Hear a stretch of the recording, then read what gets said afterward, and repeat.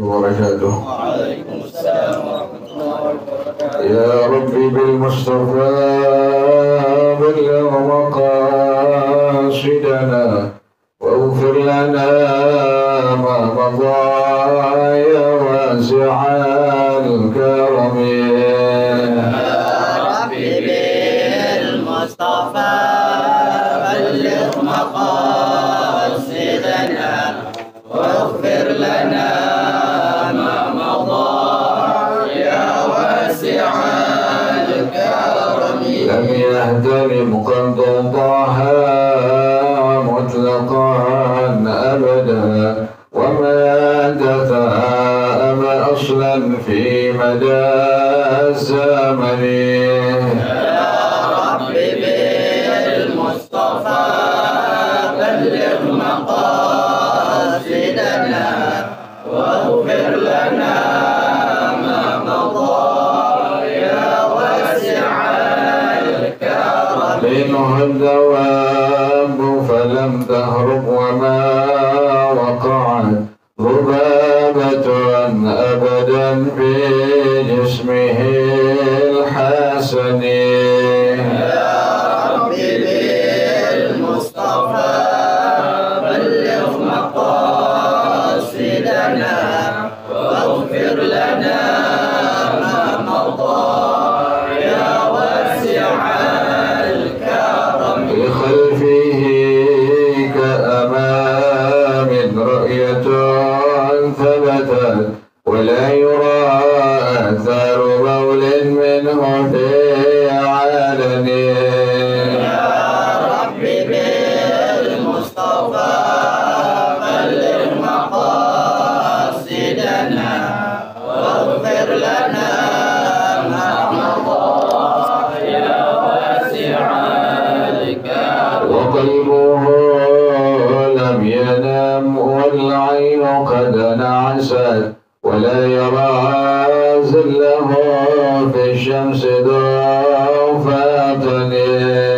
يا ربي بالمصطفى بلغ مقاصدنا واغفر لنا ما مضى يا واسع الكرم. كتفاه قد علتا قوما إذا جلسوا عند الولادة سفيانا بمؤخته. يا ربي بالمصطفى بلغ مقاصدنا واغفر لنا ما مضى يا واسع الكرم. هذه الخصائص فاحفظها تكن آمنا من شر نار وسراق ومن محن. يا ربي بالمصطفى بلغ مقاصدنا واغفر لنا ما مضى يا واسع الكرم. محمد سيد الكونين والثقلين والفريقين من عرب ومن عجم. يا ربي بالمصطفى بلغ مقاصدنا واغفر لنا ما مضى يا واسع الكرم. هو الحبيب الذي ترجى شفاعته في كل هول من الأهوال وكذاهم. يا ربي بالمصطفى بلغ مقاصدنا واغفر لنا ما مضى يا واسع الكرم. ولن يليق رسول الله جاهك به إذ الكريم تجلى باسم منتكب يا رب بالمصطفى بلغ مقاصدنا واغفر لنا ما مضى يا واسع الكرم. يا نفس لا تغنتي من زلة عظمت إن الكبائر في الغفران كالأمم. يا رب بالمصطفى بلغ مقاصدنا واغفر لنا ما مضى يا واسع الكرم. وكلهم من رسول الله ملتمس غرفا من البحر أو رشفا من الديم. يا رب بالمصطفى بلغ مقاصدنا واغفر لنا ما مضى يا واسع الكرم. لعل رحمة الله حين يقسمها تأتي على حسب الإسيان في القسم. يا رب بالمصطفى بلغ مقاصدنا واغفر لنا ما مضى يا واسع الكرم. مولاي صل وسلم دائما أبدا على حبيبك خير الخلق كلهم. يا رب بالمصطفى بلغ مقاصدنا واغفر لنا ما مضى يا واسع الكرم. اللهم صل وسلم وبارك عليه وعلى آله الفضل رسول الله صلى الله عليه وسلم ثم إلى أرواح آبائه وإخوانه وسائر الصحابة أجمعين وتابعين لهم بإحسان إلى يوم الدين ثم إلى أرواح آبائنا أمهاتنا أجدادنا وجداتنا مشايخنا ومعلمين في الدين ولجميع المسلمين والمسلمات والمؤمنين والمؤمنات سلام شيخنا ورب أرواحنا الحبيب عبد الرحمن بن أحمد السقاف أبي شيخنا ورب أرواحنا الحبيب علي بن الحمد الرحمن السقاف أبي شيخنا ورب أرواحنا إهدي يا الدين بالقرب بخير وإلى روح مؤلف هذا الكتاب الشيخ أحمد شيخ أبو سلم القليوبي وأصولهم وفروعهم وذوي الحقوق عليهم أجمعين أن الله يتغشاهم بالرحمة والمغفرة أن الله يغفر لهم ويرحمهم ويعلي درجاتهم الجنة ويعيد علينا من بركاتهم وأسرارهم وأنوارهم وعلومهم ونفحاتهم وكرماتهم وإمدادهم في الدين والدنيا والآخرة. الفاتحة لهذه النية وعلى كل نية صالحة جالبة لكل خير دافعة لكل شر وإلى حضرة النبي محمد صلى الله عليه وآله وصحبه وسلم. الفاتحة. أعوذ بالله من الشيطان الرجيم. بسم الله الرحمن الرحيم. الحمد لله رب العالمين الرحمن الرحيم مالك يوم الدين إياك نعبد وإياك نستعين اهدنا الصراط المستقيم صراط الذين أنعمت عليهم غير المغضوب عليهم ولا الضالين آمين. اللهم صل وسلم على سيدنا محمد الفاتح لما أغلق الخاتم لما سبق الناصر الحق بالحق والهادي إلى صراطك المستقيم وعلى آله وصحبه حق قدره ومقداره العظيم. اللهم أخرجنا من ظلمات الوهم وأكرمنا بنور الفهم وافتح علينا بمعرفة العلم وحسن أخلاقنا بالحلم وسهل لنا أبواب فضلك وانشر علينا من خزائن رحمتك يا أرحم الراحمين. بسم الله الرحمن الرحيم. بسم الله الرحمن الرحيم. الحكاية الخامسة بعد المئة في أحوال الزمان وتقلباته. حكي أن محمد بن عبد الرحمن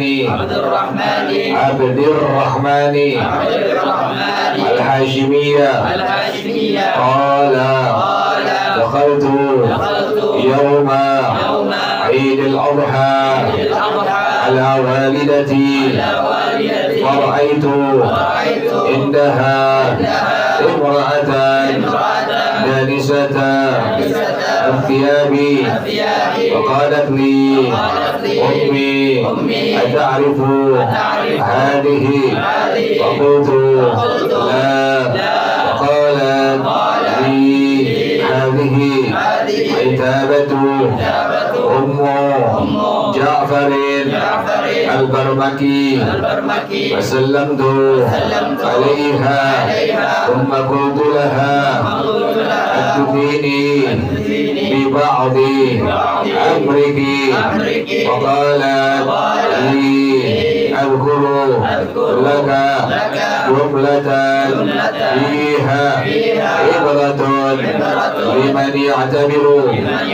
لقد دخل علي يوم عيد مثل هذا وعلى رأسي 400 وصفة وأنا أزعم أن ولدي جعفرا حق لي. وقد أتيتكم اليوم وأنا أسألكم في جلدي شاة أجعل أحدهما شعارا والآخر مثارا. فدفعت لها 500 درهم وأمرتها بالتردد إلينا إلى أن يفرق الموت بيننا.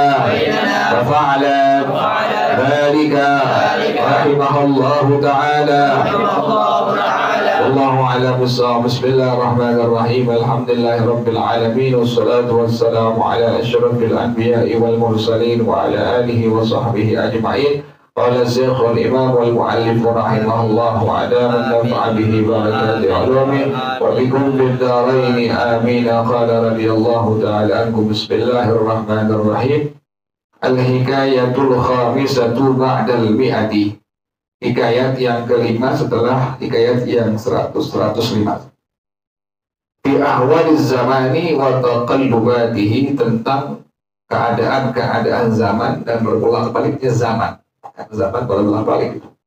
Kadang orang ada di atas, kadang ada di bawah, kadang-kadang jadi aslamanya orang di atas. Kecuali orang yang selalu dalam ajarannya Rasulullah Shallallahu Alaihi Wasallam. Jadi kemuliaan itu bukan dari dunia.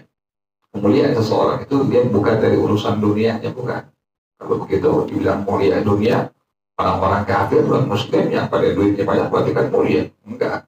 Jadi kemuliaan di sisi Allah Subhanahu wa Ta'ala itu tidak dipandang dari apa? Dari urusan dunia. Enggak dilihat dari hartanya, enggak dilihat dari mobilnya, enggak dilihat dari motornya, tapi adalah dilihat dari sejauh mana itu orang melaksanakan ajarannya Rasulullah Shallallahu Alaihi Wasallam. Biar nggak punya apa-apaan, tapi kita maksimal dari kita, Allah dan kita untuk ikut ajaran Rasulullah Shallallahu Alaihi Wasallam, mulia insya Allah Subhanahu Wa Taala. Jadi patokannya itu bukan ada orang yang punya dunia apa, semua dia punya enggak. Tapi adalah itu orang sejauh mana semaksimal mungkin ikutin ajarannya Rasulullah Shallallahu Alaihi Wasallam. Ruqyah dihikayatkan anna Muhammad bin Abdurrahman al-Hashimiyah, bahwasanya Sayyidina Imam Muhammad bin Abdurrahman al-Hashimi qala, beliau pernah mengatakan, dakhaltu yawma Idul Adha ala walidati. Aku pernah menemui pada hari Idul Adha. Besok insyaallah ya, ada hari Arafah insyaallah. Kalau lebarannya jatuh tanggal 10 Zulhijjah hari Kamis, maka hari Rabunya kita ada kesunahan untuk melakukan puasa sunnah hari Arafah. Jangan sampai kagak tuh. Kalau orang dulu kan sampai kerjainnya dari tanggal 1 kadang-kadang tuh. Kalau gitu ya, tanggal 8-9 deh. Puasa sunnah tarwiyah dengan puasa sunnah Arafah, jangan tinggalin tuh. Nanti yang ada qadaan puasa Ramadan kemarin, diniatin bareng. Jadi niatnya malam. Kalau yang ada qadaan, aku niat puasa qadha Ramadan dan puasa sunnah hari tarwiyah. Itu paling gampang niat di hati tuh. Niat di hati kita ya, malam-malam tuh sebelum masuk subuh.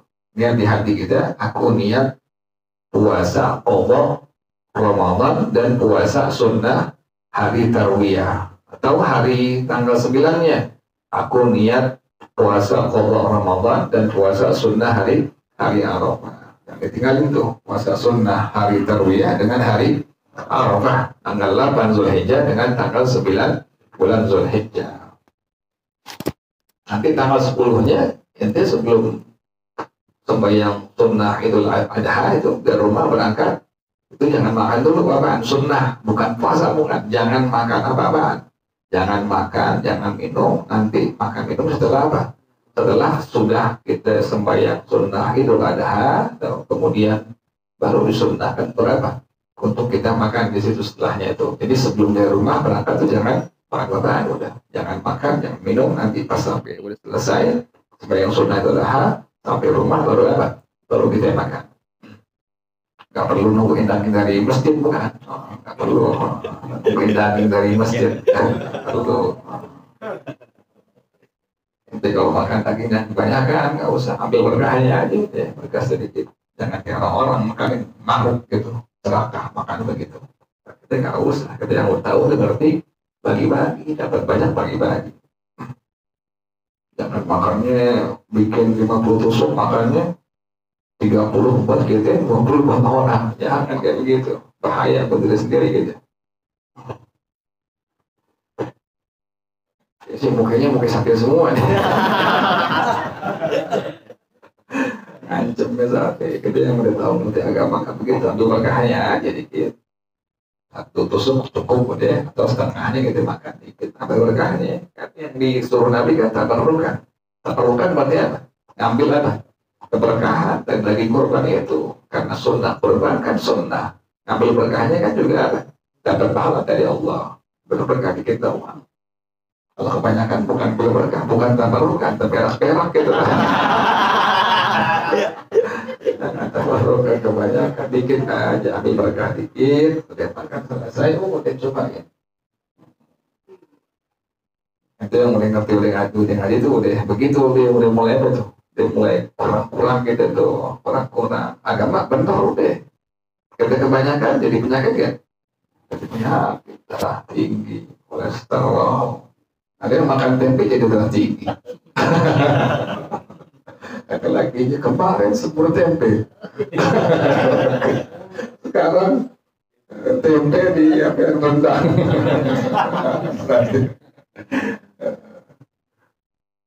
Jadi itu ada itu besok tanggal 10 insya Allah. Dan ada kesunahan bagi yang mampu untuk berkorban. Yang disebut dengan udhiyah, sebutnya dengan udhiyah namanya. Korban yang sering kita kerjain disebut dengan udhiyah.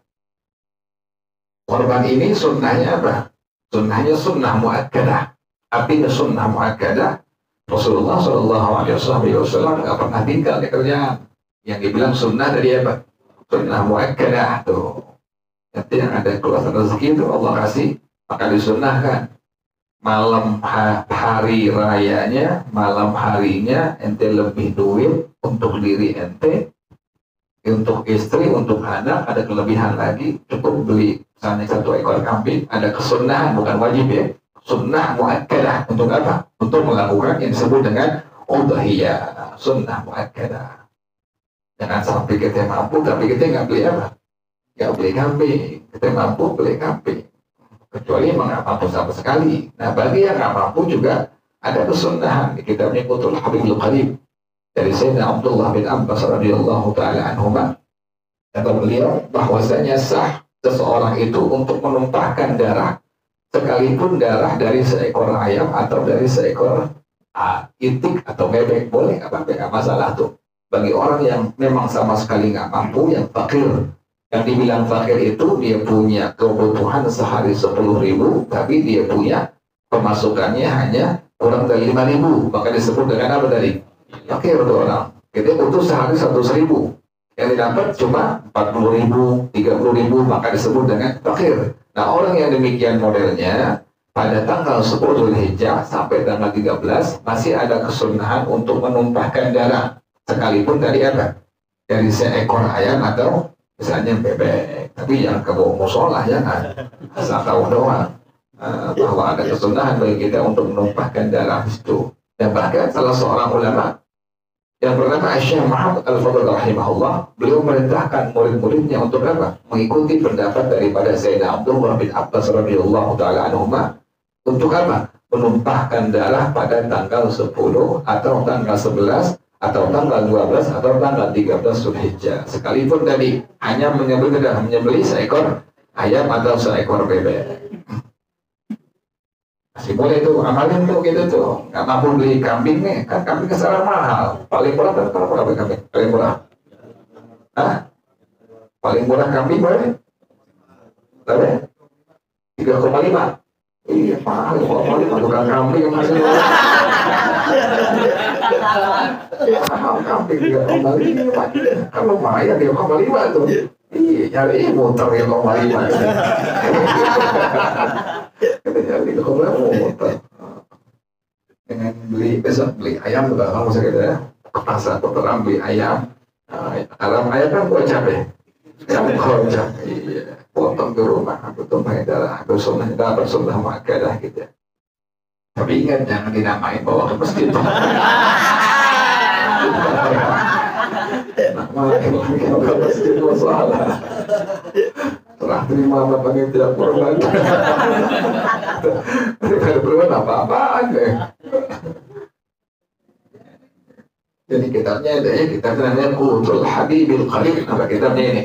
Dan kadang ulama kita Syekh Muhammad Nawawi Banten rahimahullah, beliau mengambil ucapan daripada salah seorang sahabat Nabi, yaitu Sayyidina Abdullah bin Abbas radhiyallahu taala anhuma, bahwasanya sah kita menumpahkan darah pada tanggal 10, 11, 12, 13 Hijjah sekalipun dengan seekor ayam atau bebek atau itik atau angsa. Dan ini sudah diamalkan oleh salah seorang ulama yang bernama Syekh Muhammad Al-Fadl rahimahullah.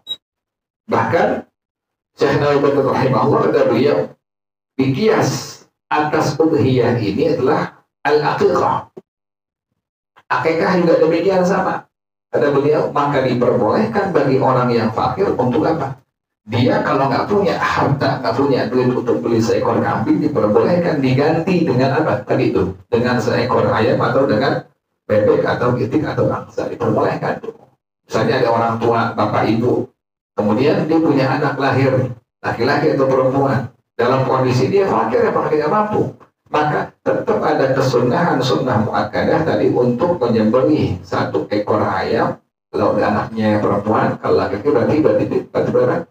2 ekor ayam tuh disunahkan demikian, dan sah untuk sebagai hewan apa? Hewan akikah.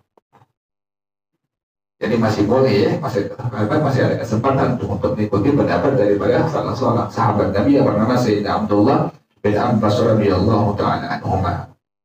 Dan jangan lupa, kalau udah beli kambing, beli sapi, niatin di hati. Dan niatin, ini sunnah kurban saya. Niat di hati itu. Lalu nanti ente serahin ke panitia kurban. Dengan kalimat wakalah. Saya wakilkan. Misalnya ente udah niat, berarti cuma penyembelihan dengan pendistribusian daging hewan kurban.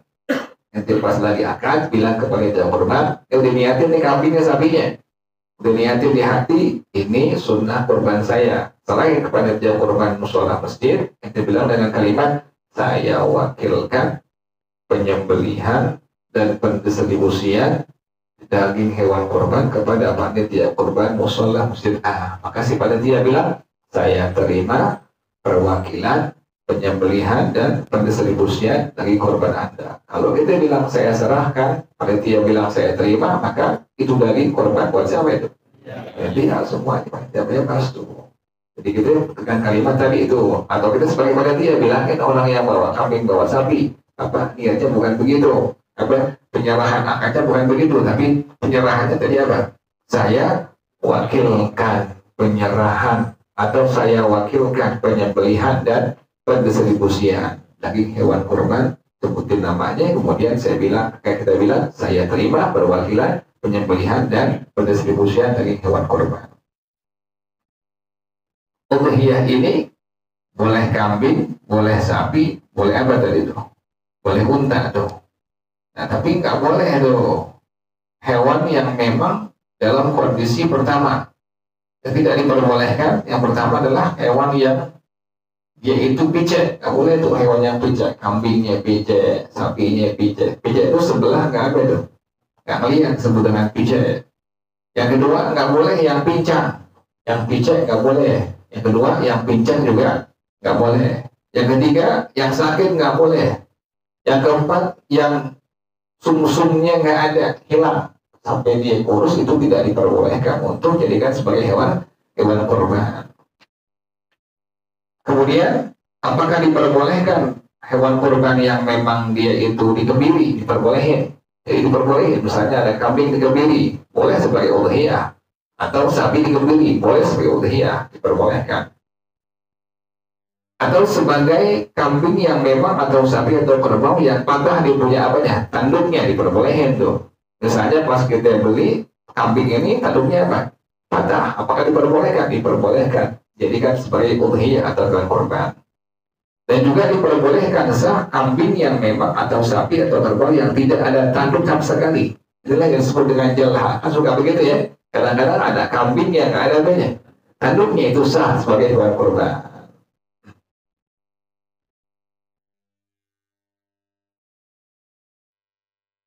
Yang perlu diperhatiin, daging hewan kurban itu tidak diperbolehkan dijual. Dagingnya, bulunya, kulitnya, dan bagian-bagian lain tidak diperbolehkan dijual.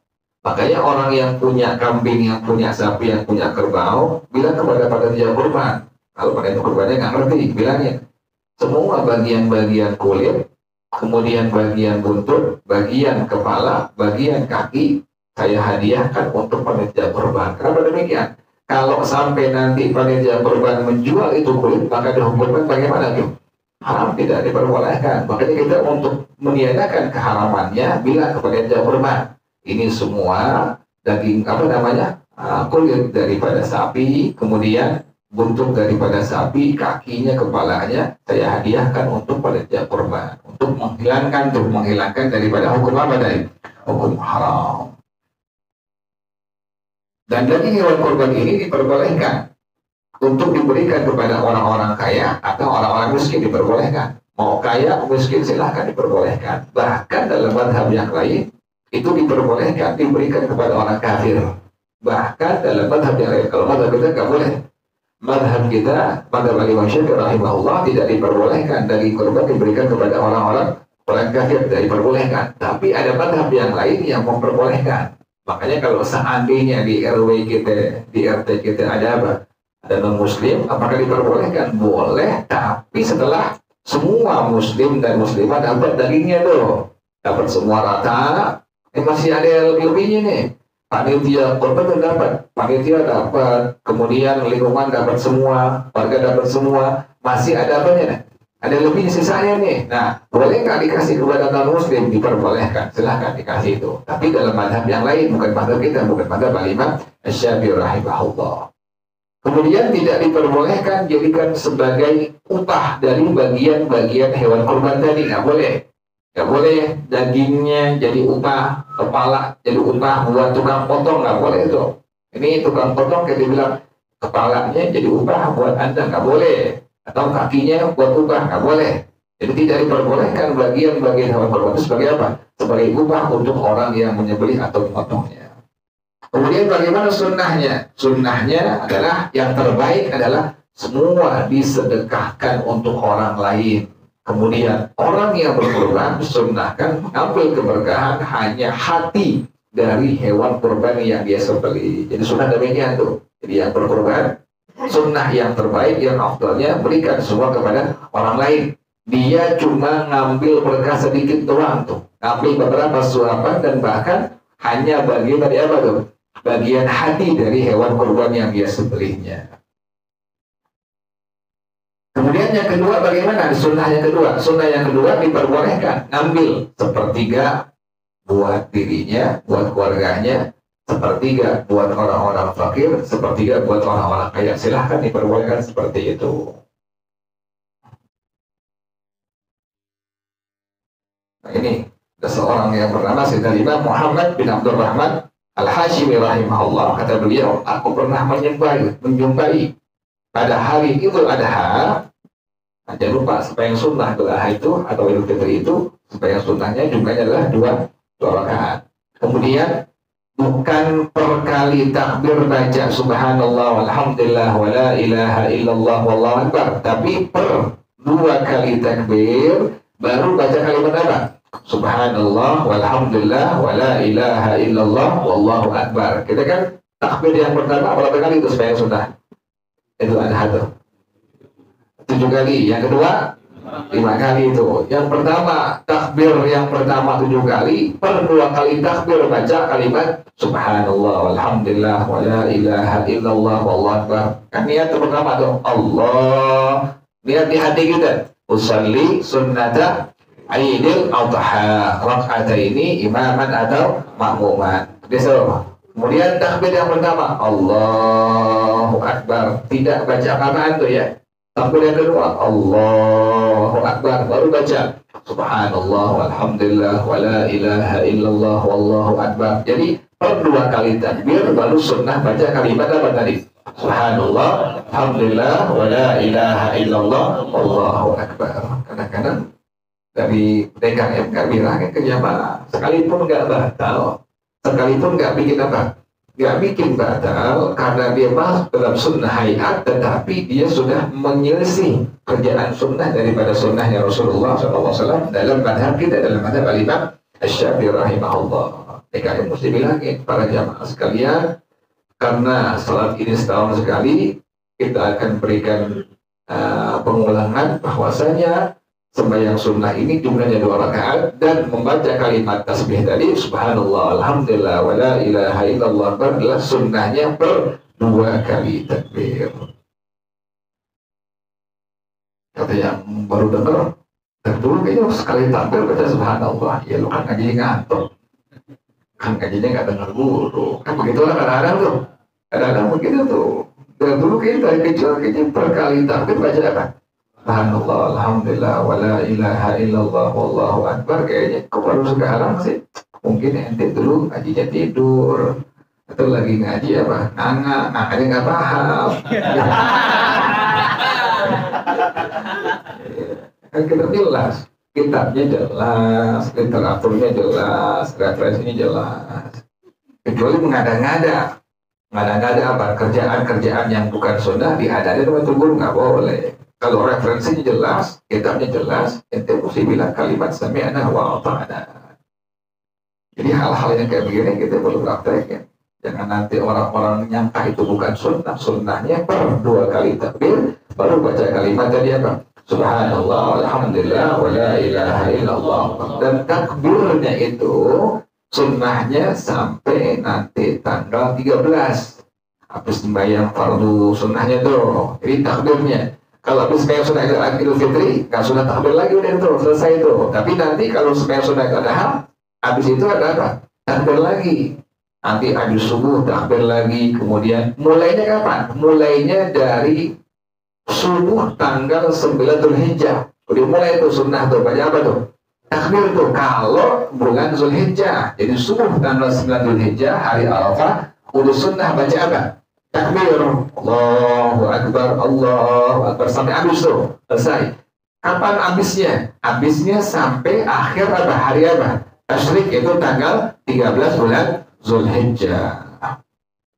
Ini kita begini amalin gitu nih. Puasa sunnah, tarawih amalin, Arafah amalin, kayak begini amalin. Takbir ada sembahyang juga amalin, dibaca. Al ilmu bila amalin, kasyajari bila tamalin. Ilmu nggak diamalkan seperti pohon tanpa apa? Tanpa buah. Nggak ada buahnya, nggak enak lihatnya.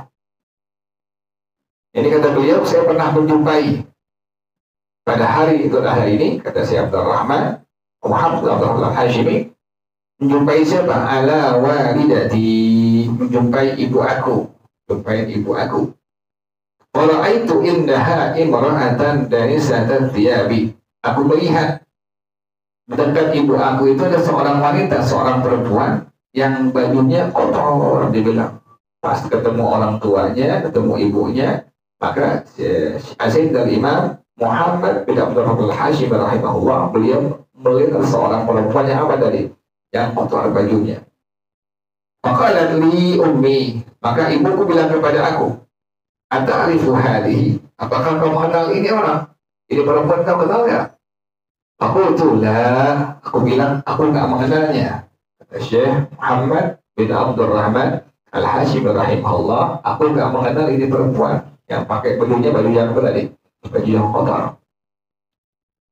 Maka li, maka ibuku bilang kepada aku, hadhihi itabatu Ummu Ja'farin al-Barmaki. Inilah yang namanya Itabah. Sayyidah Itabah, ibu daripada ibu daripada Ja'far al-Barmaki. Ini seorang seorang waliyatullah, ini seorang kekasih Allah perempuan yang bernama Sayyidah Itabah, ibu daripada Ja'far al-Barmaki. Fasallamtu 'alaiha, maka aku ucapkan salam kepadanya. Tsumma qultu laha, kemudian aku bilang kepadanya, hadithini bi ba'di amrihi, ceritakan kepada aku sebagian perkara engkau, ceritakan kepada aku dong sebagian hal-hal yang udah pernah kau alami kepada daripada ibu daripada Ja'far al-Barmaki. Syekh Muhammad bin Abdurrahman Al-Hashimi bilang kepada ibu daripada Ja'far al-Barmaki, ceritakan kepada aku sebagian hal yang pernah kau alami. Faqalat li, maka dia bilang kepada aku, Aqulu laka jumlatan fiha ibratun liman ya'tabiru. Aku akan sebutkan kepada engkau sejumlah daripada cerita yang bisa ada pelajarannya bagi orang yang bisa mengambil pelajaran daripada yang nanti aku ceritakan. Kata ini ibunya, ibu daripada Ja'far al-Barmaki, saya akan ceritakan kepada engkau cerita yang bagi orang yang bisa mengambil pelajaran dari cerita tersebut. Apa kata beliau? Laqad dakhala alayya yawmu 'aidin mithlu hada. Sungguh telah datang kepada aku hari Aid seperti ini, yakni Idul Adha. Wa ala ra'si 400 wasfatin. Di atas kepala aku itu ada 400 hidangan. Dibilang ada 400 hidangan di hadapan aku, kata ibu daripada Ja'far al-Barmaki. Wa ana azkuru anna waladi Ja'faran aqul li, dan aku menduga anak aku yang bernama Ja'far berhak kepada aku. Ini ibunya bilang, aku menduga anak aku berhak kepada aku. Ridal walidain, ridallah, ridal walidain, wa sukhtullah bi sukhtil walidain. Itu. Makanya nggak ada orang yang Allah berikan kesenangan bagi anak yang durhaka sama siapa? Orang tua ada kesenangan, ada kesenangan dunia enggak, apalagi di mana? Di akhirat nanti apalagi nggak ada tuh. Nggak ada kesenangan bagi seorang anak yang apa? Yang durhaka kepada orang tuanya. Sekalipun orang tua kita udah meninggal, masih apa? Bisa bakti dengan cara apa? Minimal baca Rabbighfirli wali walidayya warhamhuma kama rabbayani shaghira, itu minimal tuh. Atau kita bisa baca Quran. Baca Quran 1 ayat, 2 ayat, 1 juz, 2 juz, selesai angkat tangan. Ya Allah, sampaikanlah hadiah bacaan Quran saya kepada orang tua saya. Sebutin namanya, Fulan bin Fulan atau Fulana binti fulan, sampai pada mereka semua. Jadi seorang anak itu masih bisa bakti kepada kedua orang tuanya sekaligus sudah apa? Berpulang ke rahmatullah, masih bisa bakti. Tadi minimal dengan ucapan kalimat Rabbighfirli wali walidayya warhamhuma kama rabbayani shaghira. Atau tadi baca Quran 1 ain, 2 ain, 1 juz, 2 juz, kelar selesai. Sadaqallahul azim. Angkat tangan. Ya Allah, sampaikanlah bacaan Quran saya kepada orang tua saya, sebutin namanya fulan bin fulan atau fulana binti fulan. Makanya keberkahan itu nggak ada bagi anak yang apa? Durhaka kepada orang tuanya, nggak ada. Dunianya pasti sengsara, pasti susah, pasti miskin, pasti fakir, pasti jadi gembel.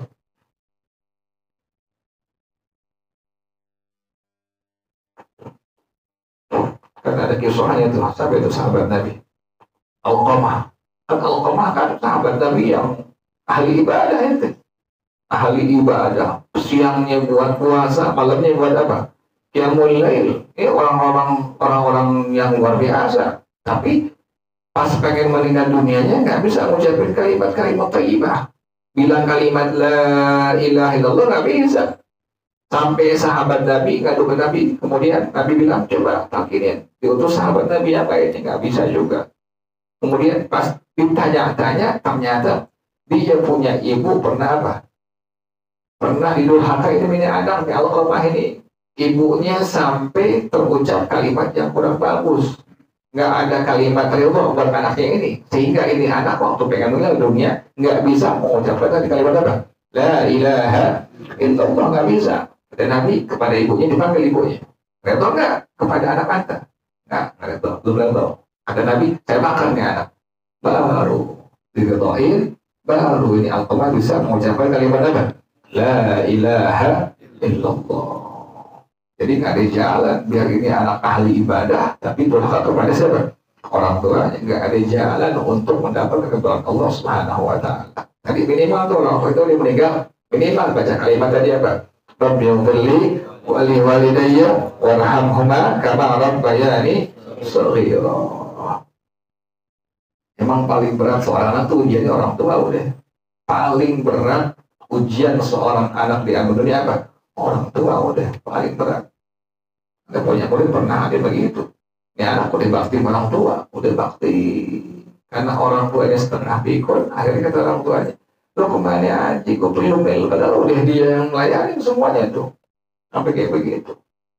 Jadi seorang anak itu paling berat ujiannya terhadap orang tuanya, paling berat.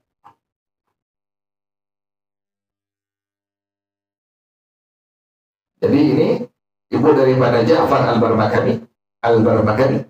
Al-Barmaki, kata beliau apa? Saya punya anak aku, saya duga dia telah apa? Durhaka kepada aku. Waqad atayukum al-yawma wa ana as'alukum fi jildai syahatin aj'alu ahadahuma sya'ran wal akhara bitharan.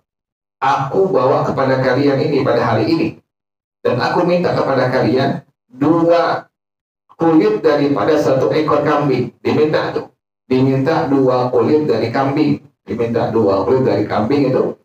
Aku akan menjadikan yang satu sebagai pakaian dalam, yang satu lagi sebagai selimut. Diminta sama dia kepada Sayyidina Imam Muhammad bin Abdurrahman al-Hashimi 2 kulit daripada kambing. Yang pertama ingin jadikan sebagai pakaian dalam, yang kedua jadikan sebagai selimut.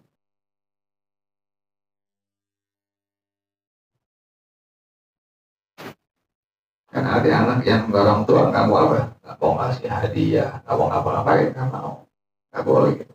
Jadi masih ada orang tua, ada kewajiban untuk apa, memberikan hadiah kepada orang tua gitu. Bukan sedekah orang tua ya, sampai guru orang tua bukan apa, bukan sedekah. Jadi jangan bilang sampai guru sedekah, orang tua bilang apa, sedekah, bukan. Bilangnya dengan kalimat tadi apa, hadiah. Itu punya guru, punya orang tua, jangan bilang sedekah. Mertua sama tuh. Mertua bilang, sedekah buat mertua, jangan, nggak boleh bilangnya hadiah. Guru sama, yang bilang apa? Yang bilang sedekah, bilangnya apa? Hadiah. Yang terbesar itu sedekah, hadiah buat orang tua dan hadiah buat guru. Terbesar pahala dari Allah Subhanahu wa taala. Terbesar dari yang sekian yang lainnya ada. Infak sedekah, hadiah terbesar kepada orang tua dan guru. Sekarang itu ada kita Bughyatul Mustarsyidin. Jadi kalau mikro jangan orang tua, mertua jangan bilang apa tadi? Jangan bilang sedekah, tapi bilangnya apa? Hadiah, bilangnya hadiah.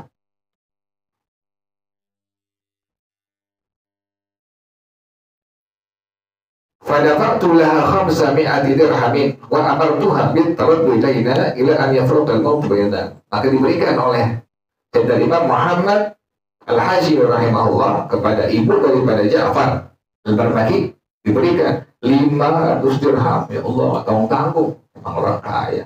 Dikasih langsung duit sebanyak 500 dirham. Udah dikasih kulit, 2 kulit, kemudian diberikan lagi duit sebesar 500 dirham. Dan dia merintahkan ibunya untuk selalu kembali bolak-balik ke rumahnya. Ya Allah, luar biasa ini. Seorang yang bernama Sayyidina Muhammad bin Abdurrahman Al-Hashimi. Jadi udah ngasih hadiah, dibilang nanti ada kabar-kabar lagi ya. Baik lagi. Buat kayak dikasih apa lagi tuh? Duit lagi, baik lagi. Kalau kita kan sekali doang ngasihnya. Besok kamu lagi dah. Pasti datang lagi, pasti dikasih lagi, datang lagi, pasti. Lagi dia begitu. Kalau dia enggak, disuruh apa? Baik lagi terus. Sampai kapan? Sampai datang kematiannya. Luar biasa. Jarang orang-orang kayak begini, jarang. Kita kan sedekah hadiah sekali doang udah. Besok enggak lagi ya. Pasti nanti dikasih, kemudian nanti besok pasti baik lagi nih orang. Kalau dia enggak, dia malah apa? Nyuruh nih, ibu daripada Sayyidina Ja'far Al-Barbaki suruh apa tuh? Disuruh balik lagi ke rumahnya. Nanti besok baik lagi ya. Kasih lagi duit lagi. Kayak begitu. Kerjaan berat nih kayak begini, berat ente, berat.